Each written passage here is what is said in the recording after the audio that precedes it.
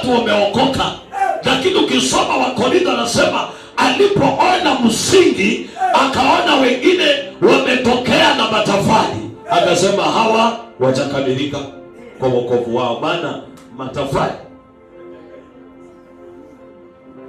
Wengine wakatokea na mbao, Paulo ndiye alikuwa anawaona. Wengine wakatokea na chuma, wengine wakatokea na mawe, wengine na mabati.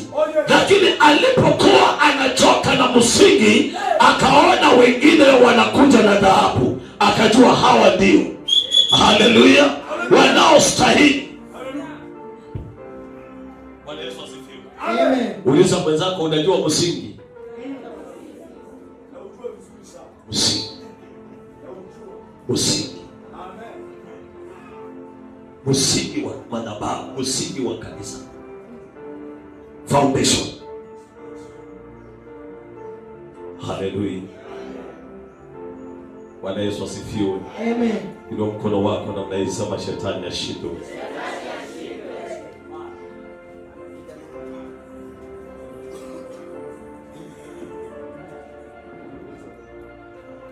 Paulo ni mjenzi. Paulo ni mchoni. Paulo ni mkereketo wa Injili kwa masuala ya imani. Biblia inasema kwamba akamwambia Timo, katika nyumba kubwa vimo vyombo, vingine vya fedha, vingine vya mbao, vingine vina heshima na vingine havina heshima. Vyombo vilivyo katika nyumba ya Bwana.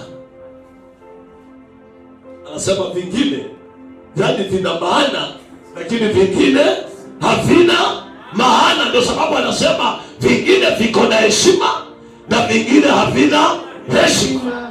Lakini ukisoma maandiko inasema kwamba mtu akijitakaza na asimame katika kweli ya Mungu, hiki ni chombo cha heshima katika madhabahu ya Mungu.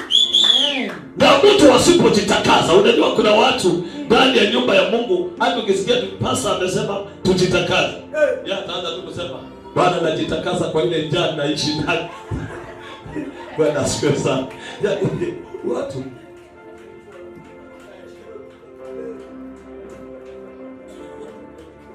Mwimbaji mmoja alisema usiwe manamba wa matatu unayesema twende, lakini wawe unarudi nyuma. Bwana Yesu asifiwe sana. Vyombo vya dhamana vimejitengeneza kwa gharama. Bwana Yesu asifiwe. Vimetengenezwa kwa nini? Kwa gharama. Mwanaume ni yule amejitengeneza kwa gharama. Mwanamke ni yule amejitengeneza kwa gharama na amejichunga kwa kuenenda kwake. Anaangalia steps zake. Amen. Bwana asifiwe sana. Amen. Anajiangalia kwa steps zake. Ukiona mama akitembea kwa barabara anaitwa huyo msichana, ujue hana gharama. Hajajitengeneza kwa nini? Kwa gharama. Ndio sababu anaitwa.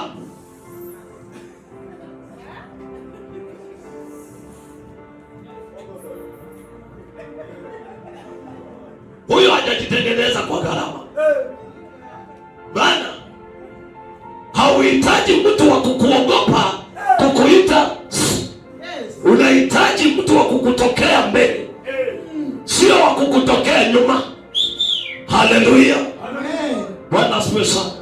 Hata yule mwanaume ambaye anaoa hawezi kupita dada fulani ndio aangalie nyuma ndio arudi. Hapana. Wewe umeona tu mambo mengine. Haleluya. Tofauti na kile unachotaka. Bwana asifiwe sana. Amen. Bwana Yesu asifiwe. Amen. Haleluya. Haleluya. Uliza mwenzako, ulipoolewa wewe uliona nini kwa mtu? Ama ulipooa wewe uliona nini? Ama unapotembea dunia hii unaonaga nini? Dunia ina mambo mengi. Lakini leo ninataka nizungumzie gharama.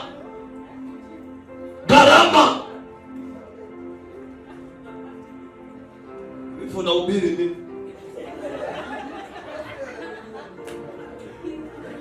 Bwana asifiwe sana. Ndio unaanza ubiri injili na watu wafanye mpango wa kupiga wa kuangusha chini, kwa sababu inauliza wanafanya nini? Bwana asifiwe sana.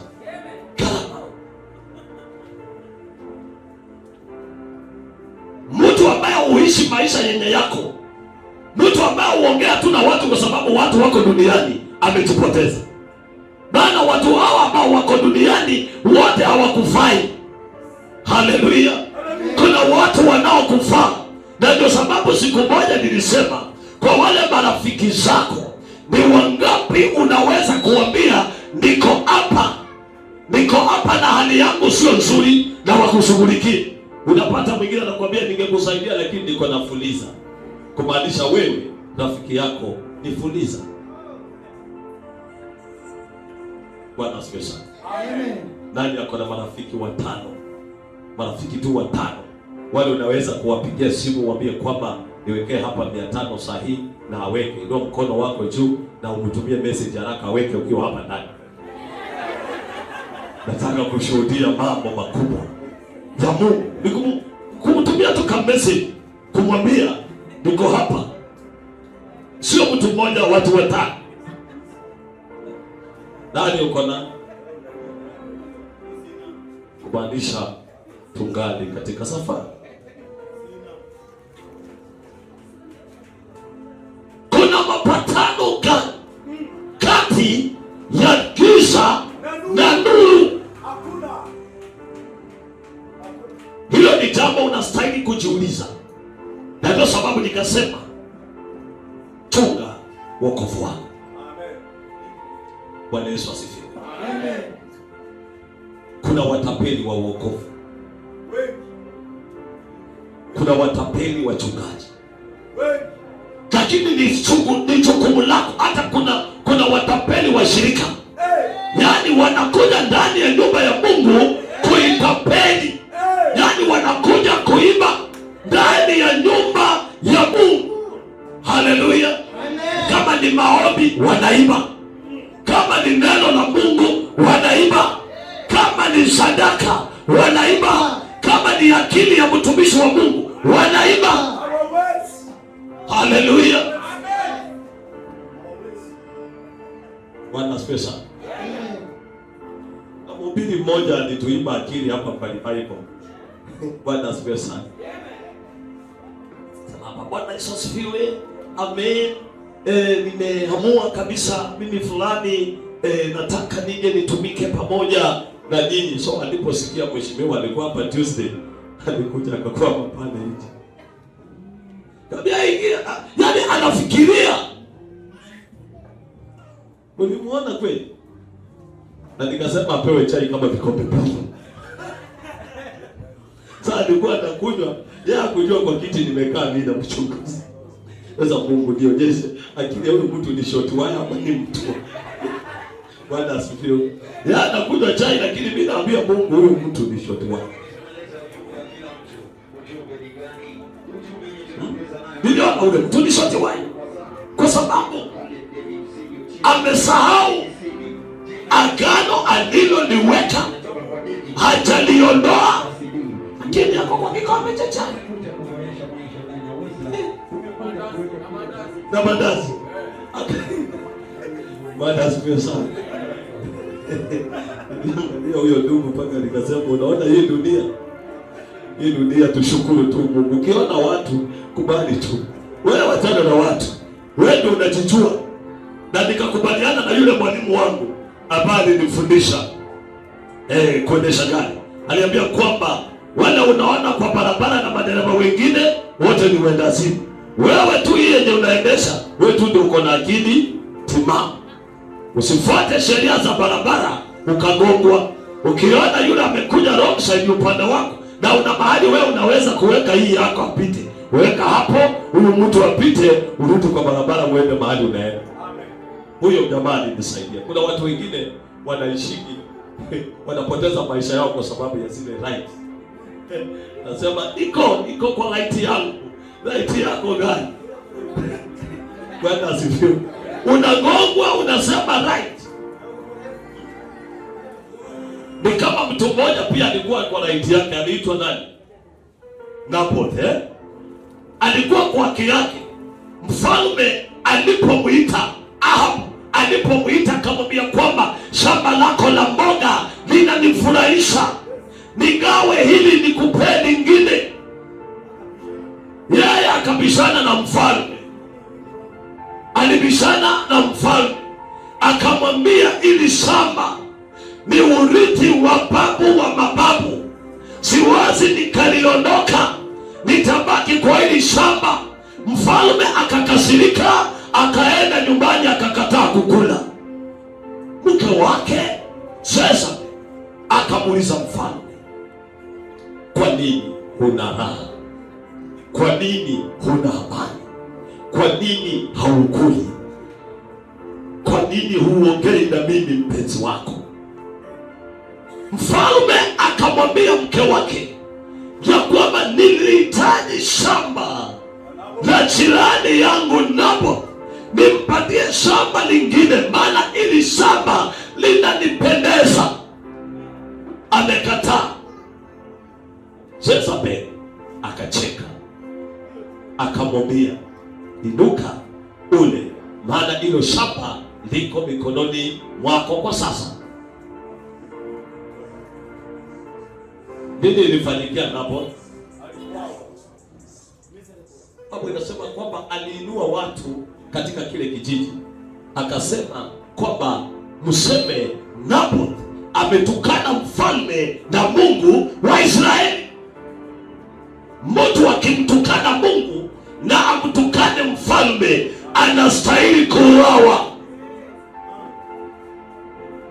Ndio Mungu alilipa kisasi, lakini alilipa kisasi Naboth alikuwa hai. Mfalme Ahabu na Naboth, nani alikufa mbele ya mwingine? Naboth.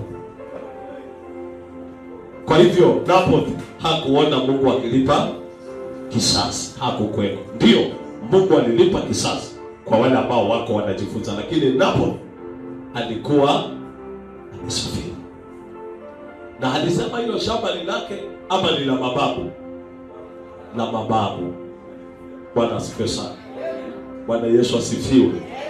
Bwana Yesu asifiwe. Ndio mkono wako namna hii, sema ninahitaji ufahamu. Unahitaji tu hata ufahamu wa kuhama mahali umezaliwa. Unahitaji tu hiyo. Unahitaji tu ufahamu wa kujua uko na nani katika maisha yako. Unahitaji kuweka mipaka za maisha yako. Unahitaji kuweka misingi ya wale watu unatembea na wao. Unahitaji kuweka misingi ya ile imani ambayo uko nayo, misingi. Bwana Yesu asifiwe. Mimi huwezi niambia wote tumeokoka. Hapana. Hata ukisema umeokoka, kuna vile na kuangalia. Haleluya. Unanifaa katika safari yangu, unanifaa katika mwendo nilionao, unanifaa katika safari ya imani, unanifaa katika neno la Mungu ama haunifai? Maana Biblia inasema kuna vyombo katika nyumba, vyombo katika nyumba ya Mungu, vyombo katika kanisa la Bwana. Sio watu wote wako kanisani wanasema Bwana Bwana wataingia katika ufalme. Sio watu wote wako na kola wataingia. Sio watu wote wanaenda kanisani wanamuona Mungu. Wengine wanaona vitu vingine. Haleluya. Haleluya. Fanya mkono wako namna hii, sema amen. Baba sema amen. Uweza mwenzako ukiwa kanisani unaona nani? Ila naona soso yake kwa nyumba ya Bwana. Ndio kuna siku mhubiri alihubiri na watu walilia sana kanisani. Mhubiri alihubiri huko Maragoli huko, so akaanza kuimba nyimbo. Ndio sababu wengine wakasema hizo ni nyimbo za matanga. Maana alianza kuimba akasema, nikakuluha jamanika sirinyana kumbonya ibelela yumoyo mwanje sirinyana kumbonya moyo mwanje wenyangaliwe. Mwingine alifikiria ile matanga ilikuwa kwao. Unafikiri roho ako ndani ya ibada, unafikiri Yesu anatembea. Mwingine akafikiria mbuzi zake vile zimekufa. Haleluya. Mwingine akabeba zile shida anakuanga nazo zote akaziweka hapa kwa macho yake, so akaanza kulia. So mhubiri alinifurahisha, maana alipoona watu wanalia alianza kungojea tulieni mmalize, alafu niambie wewe ulikuwa unalia nini? Alafu wewe ulikuwa unalia nini? Wewe ulikuwa unalia nini? Bwana asifiwe sana. So kila mtu alianza kuelezea. Mimi nilikuwa nalia, mama yangu aliniacha, alikufa kabla sijanyonya. Mwingine akasema mama yangu alinileta dunia hii na hata sijui baba yako ni nani. Ndio nalia, at least waniambie baba yako ni nani. Wengine watu walikuwa wananiania tu, lakini sasa wakaanza kuongea. Mhubiri akajua kwamba ndio alikuwa anahubiri, lakini kwa watu roho, ama vile uamuzi ambao wale watu wako nao sio ule ambao anataka. Tunamhitaji Mungu katika maisha yetu. Hauhitaji shosho yako mwenye alikufa, hauhitaji kuka yako. Kile unachohitaji ni Mungu. Haleluya. Ambia mwenzako Mungu. Mungu.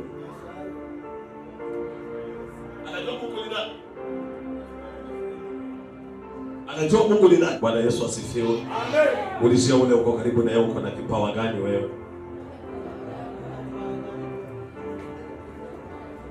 Nani alikuwekea kipawa kwa hiyo mkono? Nani alikuwekea?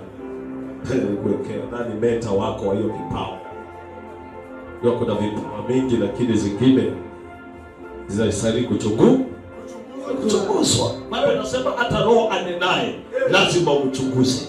Ni roho wa aina gani? Hata mtu akikutabiria usiseme tu kwamba nilienda kanisani wakanitabiria. Kwanza uangalie unabii inatoka wapi. Amen. Amen.